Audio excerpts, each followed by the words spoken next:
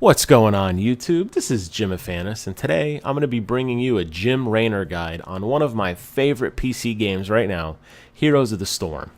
Now, I got to give a little disclaimer here that 4 people on our team, myself included, obviously, are all real-life friends, and we're working on TeamSpeak.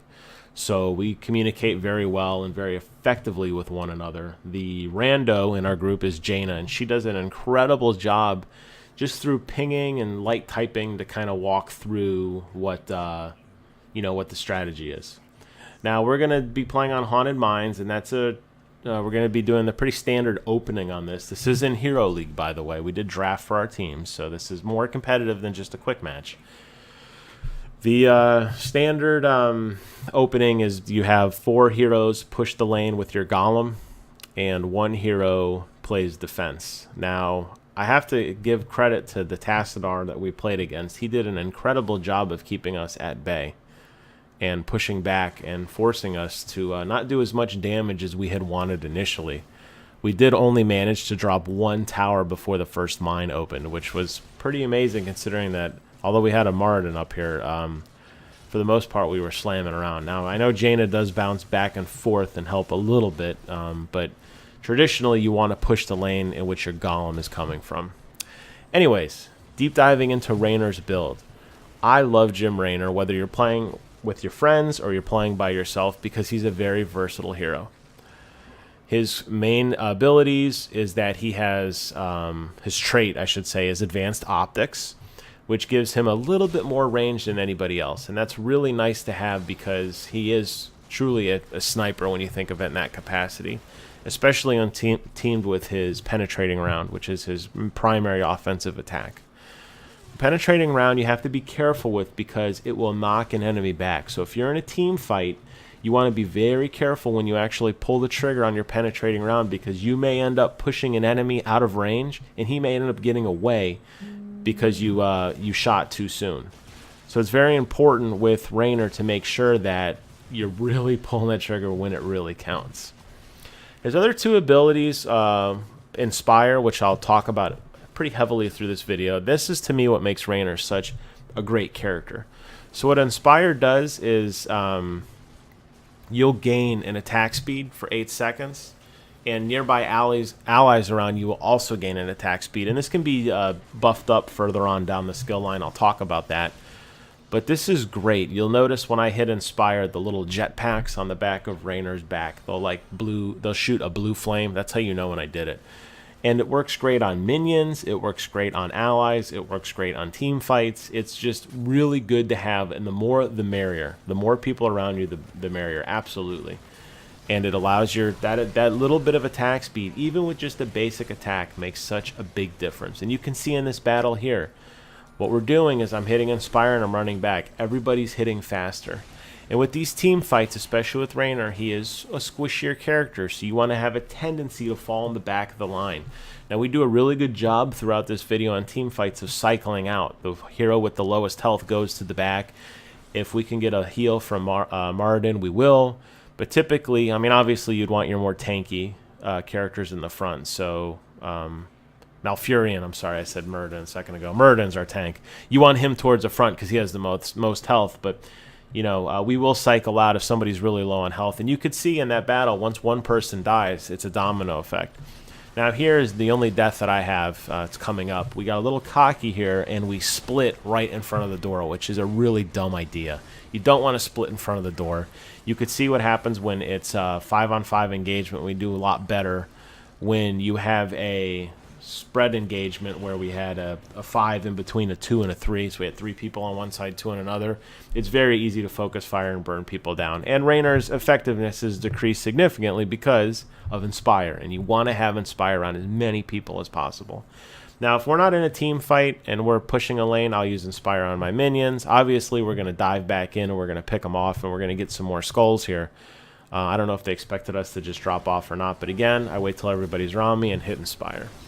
The other ability that Raynor has is Adrenaline Rush. This is just a self-healing ability that automatically heals. When you're below 30% health, you can spec it to manually cast it. I find the game does a pretty good job of doing it for me, so I don't waste any points on manually casting it. However, If you find that you're really burning on health and you want to just make sure that you're if you don't have a healer or something and you're playing solo, I could understand wanting to use that. Now for my level 1 ability with Raynor, I always go with Seasoned Marksman. What Seasoned Marksman does is every 6 minions you hit, you get an additional basic attack damage, which doesn't sound like a lot, but towards endgame it starts to add up pretty significantly. If you kill a hero, it's worth 2 minion kills, so it's not a ton more. It would have been nicer if it was 3 or 4, but okay, we'll take it. The important thing with Seasoned Marksman is if you're gonna go with this direction, you want to make sure you're laning a lot. You don't want to be playing like a Nova type character where you're truly an assassin. You want to lane a little bit more in this one to make sure you're getting your money's worth.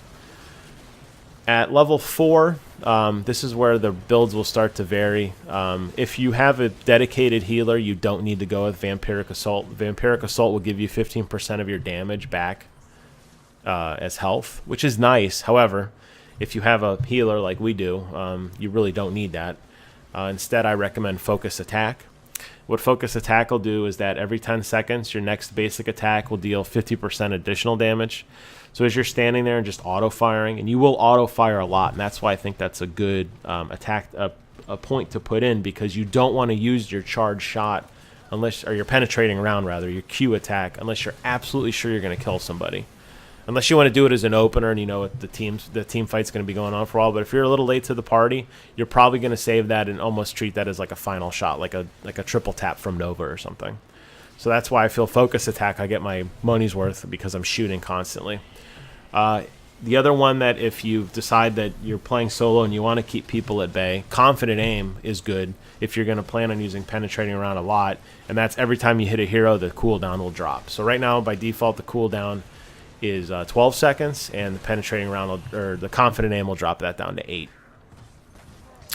We just hit level 8 actually in the game, so I'm a little bit behind here. Apologize. But my level 7 ability, I like to go with Revolution Overdrive. So what Revolution Overdrive will do is you'll gain movement speed personally for every inspired hero that you give, by a 5% bonus. So if you have 4 people around you hit Inspire, you're going to gain movement speed. Pretty nice amount of movement speed.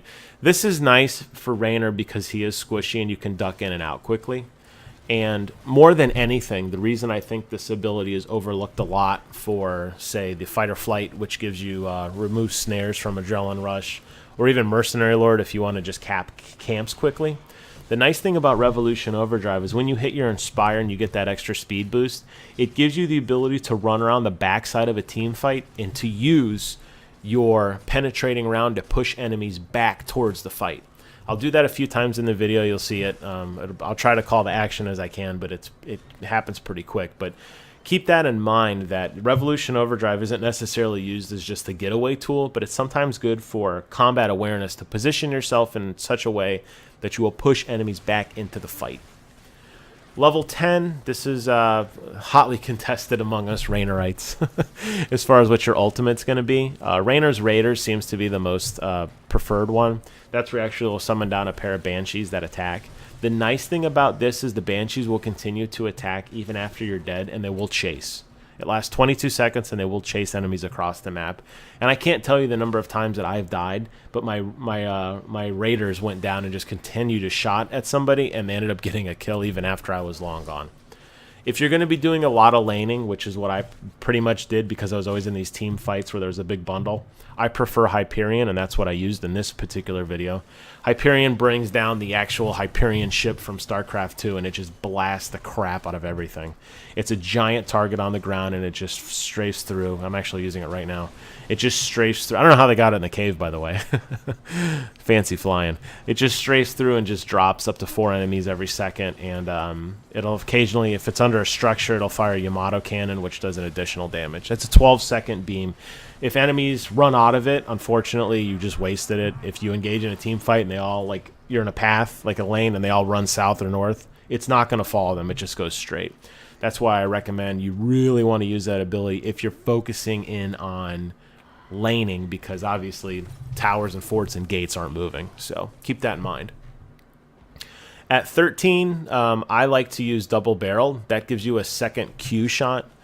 That's really good, again, if you can get around the backside to push them not once but twice. It's also really good if you're just laning and you want to take out minions very quickly, or you're trying to solo a night camp later on. Raynor isn't particularly strong. I mentioned he's squishy a few times. But getting off a second penetrating round shot is actually really, really nice, and it's a really high amount of burst damage, which maybe people wouldn't normally be expecting. Putting on a clinic, I've used occasionally. Whenever an enemy that you have is destroyed, your ability cooldowns are reduced. That could eventually lead to faster inspires or faster penetrating rounds, but typically I find double barrel does a little bit, it's a little more successful. At 16, I know I'm actually ahead of the video. I'm going to jump back into gameplay in a second. At 16, I like to use Bullseye.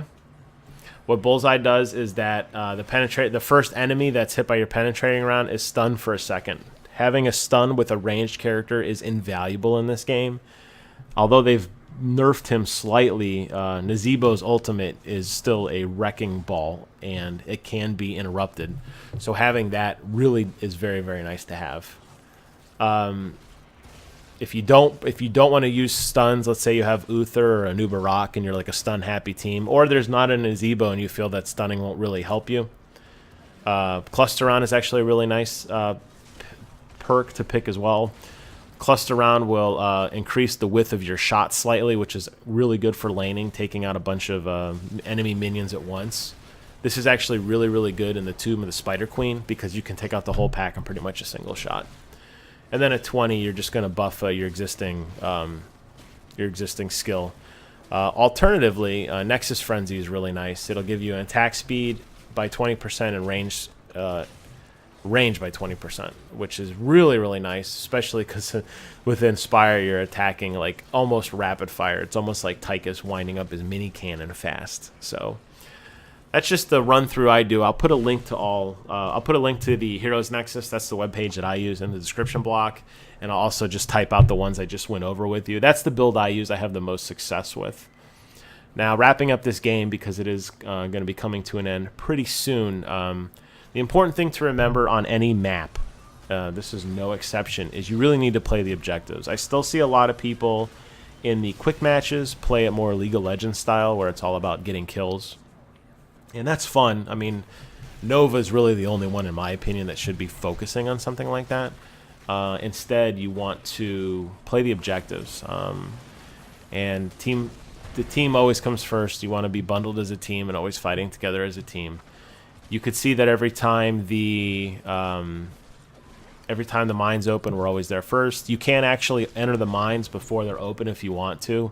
So I've seen a lot of times Murky will go down there and drop his egg like right around the entrance, because a lot of people don't think to go in the mines. There's really no point. There's no action in there. There's no bosses in there or anything. But it's an empty place.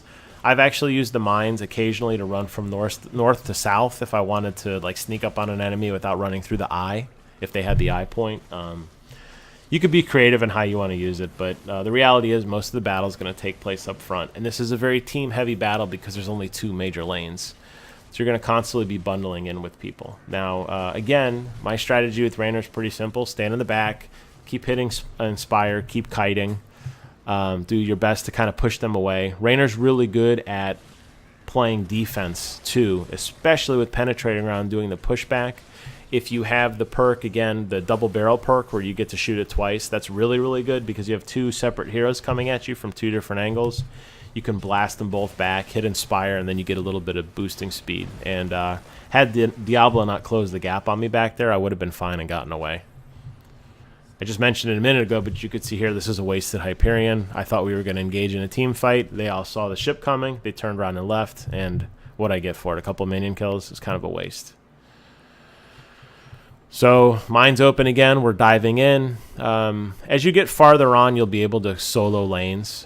We always try to huddle up a little bit because we know that the enemy's hot on our heels. But early on, you want to stick together as a team because even though these are pretty squishy minions, they can catch you if you're off guard. So as we get a little farther on, we'll fan out. And if you get to the mines first and do a sweep, I mean, we're already up 45-14 on skulls, which is just amazing. So even at this point, if we decided to retreat and head north and pick up camps, we could. But we engage a team fight here, and this is just a slaughter. Again, I hit Inspire. That's pretty much all I can do offensively other than my charge shot, but I don't want to blast it too soon because I'll push somebody out of the way. We have Moradin in the middle stunning, and Malfurion hits his Serenity, I think it's called, his mass healing spell, and that's a complete team wipe. It's the first of 2 team wipes we do. We have the map to ourselves. We can pick up this golem no problem. Looking at the timer, we got 14 seconds before, or 10 seconds rather, before Vala even jumps back into the fight. We have enough time to hearth out and go grab a camp.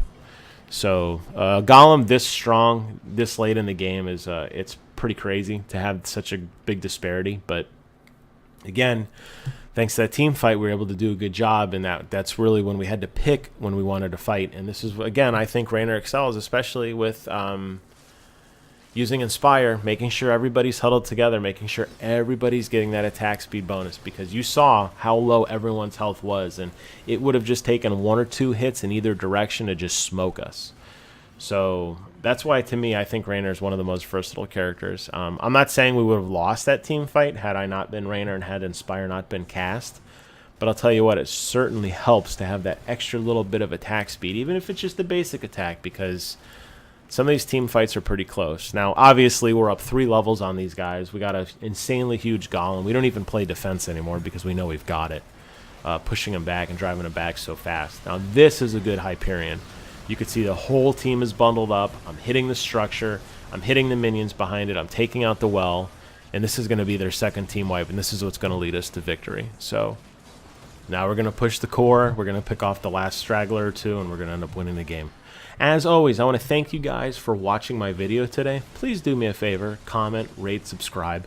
Let me know what you guys think about my Jim Raynor gameplay. Let me know if there's anything I missed, or if there's any crazy builds that you have that you think would work better than what I have. I mean, I'm always trying to learn, and I don't claim to be the expert. I definitely am not. As always, thanks for watching, and until then, I am Mr. Jim Raynor himself. We'll see you guys on the other side.